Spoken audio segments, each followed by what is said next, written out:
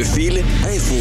Ici Zach Langlois et voici votre fil d'actualité de l'Association des radios communautaires de l'Ouest et des Territoires.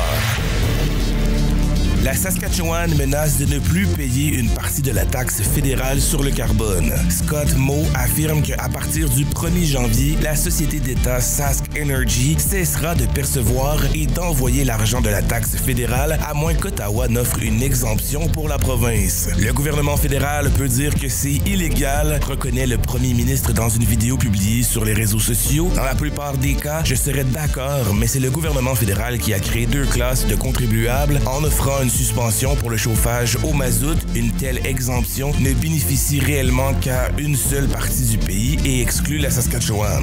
Le premier ministre du Canada, Justin Trudeau, a annoncé la semaine dernière une suspension de 3 ans de la taxe sur le carbone sur le système de chauffage au mazout. Cette mesure vise à aider les Canadiens à faire face au coût de la vie. Une telle suspension bénéficie principalement aux provinces maritimes où le mazout est l'une des principales sources de chauffage. La chef du nouveau Parti démocratique de la Saskatchewan, Carla Beck, considère que l'exemption relative au chauffage au mazout est particulièrement inéquitable pour les habitants de la province. Lundi, l'Assemblée législative de la Saskatchewan a adopté à l'unanimité la motion déposée par le nouveau Parti démocratique qui demande aux dirigeants fédéraux de supprimer la taxe sur le carbone pour toutes les formes de chauffage domestique. Ordonner à Sask Energy de ne pas percevoir la taxe fédérale sur le carbone est une mesure extraordinaire, mais justifiée si l'on ne parvient pas à trouver un accord pour rétablir l'équité, affirme la chef néo-démocrate. La semaine dernière, la première ministre de l'Alberta, Danielle Smith, et son homologue saskatchewanais ont affirmé que la mesure proposée par Justin Trudeau ne répond pas aux besoins d'abordabilité des habitants de l'Alberta et de la Saskatchewan.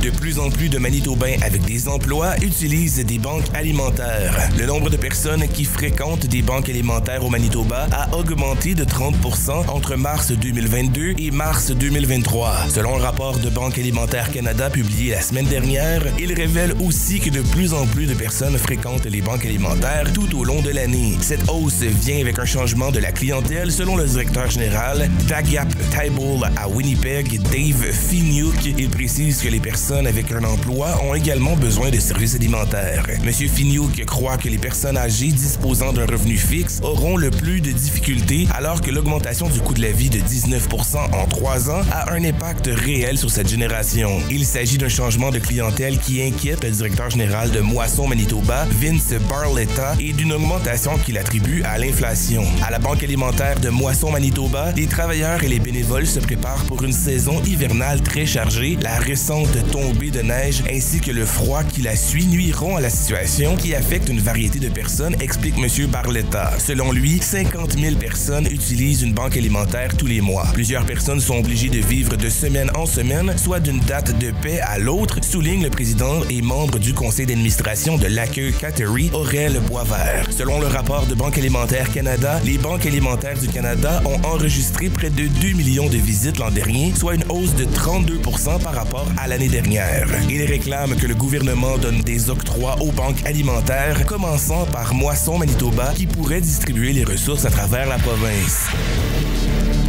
L'Alberta renforce la capacité économique des Autochtones. L'Alberta double la capacité de garantie de prêt à la Société albertaine d'investissement pour les Autochtones, un organisme créé il y a 4 ans par la province pour encourager les investissements autochtones en énergie. La garantie de prêt est désormais de 2 milliards de dollars et atteindra 3 milliards en 2024-2025. D'après Mme Smith, la décision vise à remédier au fait que l'économie de l'Alberta a toujours négligé les communautés autochtones. La Société albertaine d'investissement pour les Autochtones lancée en 2019 veut éliminer les obstacles de longue date pour les groupes autochtones en réduisant les coûts d'emprunt et en augmentant les montants qui peuvent être empruntés pour les grands projets d'infrastructure. Rick Wilson, ministre des Relations avec les Autochtones de l'Alberta, rappelle que la loi sur les Indiens ne permet pas aux Premières Nations d'utiliser leurs terres comme garantie et qu'il leur est difficile d'emprunter des fonds pour de tels grands projets. Shanna Martineau, PDG de la Société albertaine d'investissement pour les Autochtones, affirme que depuis 2019, l'organisme a aidé 27 communautés autochtones à investir plus de 500 millions de dollars dans des projets d'infrastructure à grande échelle en Alberta. L'annonce de l'Alberta survient quelques semaines après que Greg Ebel, le grand patron de la compagnie énergétique Enbridge, a plaidé pour un programme national de garantie d'emprunt pour les Autochtones en notant que ceux-ci n'ont souvent pas accès aux capitaux.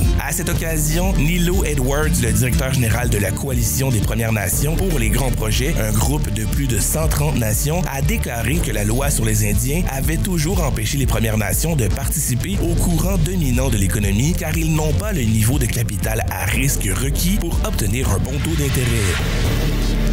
La Colombie-Britannique va enseigner l'Holocauste aux élèves de 10e année. La Colombie-Britannique prévoit de rendre obligatoire l'enseignement de l'Holocauste des années scolaires 2025-2026. Le cours Sciences humaines et sociales de 10e année sera modifié pour inclure l'entreprise d'extermination du peuple juif par l'Allemagne nazie. Si nous voulons lutter contre la haine dans cette province, si nous voulons nous opposer à l'antisémisme, il est essentiel que nous tirons les leçons du passé, a indiqué le premier ministre de la Colombie-Britannique David Eby lors de l'annonce au Centre communautaire juif de Grand Vancouver. Si de nombreux élèves apprennent tout de même ce qu'est l'Holocauste à l'école, l'enseignement n'est pas formalisé dans le programme scolaire. Le contenu du cours portant sur l'extermination des Juifs sera développé en collaboration avec le Centre d'éducation à l'Holocauste de Vancouver et la communauté juive, précise la province. Le premier ministre a insisté sur l'importance d'inclure des voix locales pour aborder l'Holocauste et a fait référence à des Britanno-Colombiens de confession juive. Il s'agit de Rudolf Pratt, décédé en 2006, qui s'est échappé d'Auschwitz et qui est devenu un biochimiste réputé, ainsi que Marie Doduc, une écrivaine dont le livre A Childhood Unspoken raconte son parcours de survivante de la Shoah. Il a aussi cité Robert Krull, un médecin qui a contribué à la création du Centre d'éducation à l'Holocauste de Vancouver. Selon une étude de 2021 de la Libération 75, une organisation d'éducation de la Shoah, le tiers des élèves nord-américains interrogés ont déclaré avoir le sentiment que l'Holocauste était un événement exagéré ou fabriqué ou qu'il n'était pas sûr qu'il ait réellement eu lieu. Le cours Sciences humaines et sociales, ou Social Study en anglais, porte sur le Canada et le monde. Il aborde entre autres les conflits mondiaux et régionaux, les facteurs qui influencent le développement des institutions politiques et les injustices historiques et contemporaines.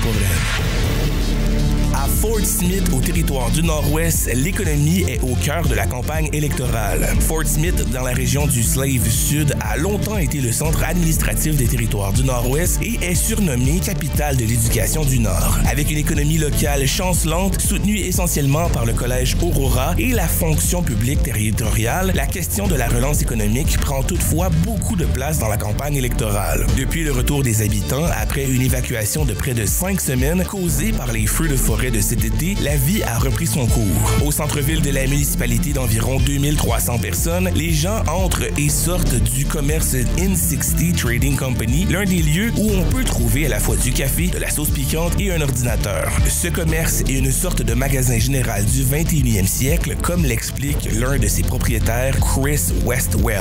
En cette période électorale, l'ancien conseiller municipal ne se fait pas prier pour parler de politique et d'économie, l'un des enjeux de la circonscription de Tebacha durant cette campagne. En tant qu'employeur, Chris s'efforce de payer ses employés convenablement pour qu'ils puissent vivre décemment. Ses 20 employés touchent environ 20 $ de l'heure, soit bien au-delà du salaire minimum des territoires du Nord-Ouest, qui est établi à 16,05 $ de l'heure. Chris Westwell estime toutefois qu'il faudra les payer près de 35 $ de l'heure pour qu'ils puissent jouir d'une meilleure qualité de vie. Dans les rues de Fort Smith, quelques pancartes électorales rappellent à la population qu'un scrutin se pointe à l'horizon. Sur l'une d'elles, Jay McDonald se présente comme le champion de l'intégrité. Le maire adjoint de Fort Smith est aussi d'avis que l'économie locale est sur respirateur artificiel. Le membre d'équipage blessé est dans un état critique mais stable au Nunavut. Le membre d'équipage qui a été blessé vendredi dans l'incident qui a provoqué la chute d'une vingtaine de conteneurs maritimes d'une barge dans la baie de Frobisher est dans un état critique mais stable selon l'opérateur de la barge. Une vingtaine de conteneurs maritimes se sont retrouvés à l'eau à Iqaluit après un incident avec une barge, a indiqué le gouvernement du Nunavut vendredi soir. Le groupe Nunavut Eastern Arctic Shipping, qui gère le service de transport bord de cargaison a indiqué qu'un membre de l'équipage était tombé à l'eau lors de l'incident dans une mise à jour sur Facebook samedi à 23h50. L'employé blessé est maintenant soigné à Ottawa, a écrit dans un courriel Jimmy Akavac, un employé du groupe qui remercie également le reste de l'équipage et des chasseurs locaux pour avoir secouru l'homme. L'incident s'est produit dans la baie de Frobisher vendredi après-midi vers 17h. Des photos publiées sur les réseaux sociaux montraient des conteneurs maritimes en train de flotter autour d'un bateau près du port d'Iqaluit. À marée basse samedi, certains conteneurs étaient visibles le long de Tar Intel près de Apex. Les habitants se sont rassemblés près des conteneurs et des photos d'au moins un conteneur maritime ouvert ont été publiées sur les réseaux sociaux. Vers 15h30 samedi, le gouvernement du Nunavut a publié une mise à jour sur Facebook demandant aux résidents de rester à l'écart des conteneurs maritimes. Quiconque prélève le contenu d'un conteneur de transport maritime sans autorisation s'expose à des sanctions pénales et ou civiles, prévient le communiqué. Dans une déclaration précédente, le groupe Nunavut Eastern Arctic Shipping précise que la société est en contact avec des clients dont les marchandises pourraient avoir été perdues et qu'elle travaille actuellement à récupérer la cargaison tombée du bateau. Le fil sportif. La faible fréquentation au match des Jets de Winnipeg est une source d'inquiétude. Le centre Canada Life est de plus en plus déserté par les partisans des Jets de Winnipeg. Devant ce manque d'affluence, certains partisans craignent le pire. Mardi, 11 136 personnes ont assisté à la victoire de 4-2 des Jets contre les Blues de Saint-Louis. L'équipe de hockey n'a jamais eu aussi peu de spectateurs depuis son retour dans la capitale manitobaine en 2011, sans compter les années de restrictions sanitaires. Sur les réseaux sociaux, ce triste record est une source d'inquiétude. Certains partisans expriment leur peur de voir l'équipe à nouveau rachetée et quitter la capitale manitobaine, comme cela a été le cas en 1996. En avril, des images du départ des Jets dans la vidéo de campagne de vente des billets ont été perçues par certains comme une menace. Dans une entrevue réalisée par TSN, le copropriétaire des Jets, Mark Chipman, s'est montré rassurant.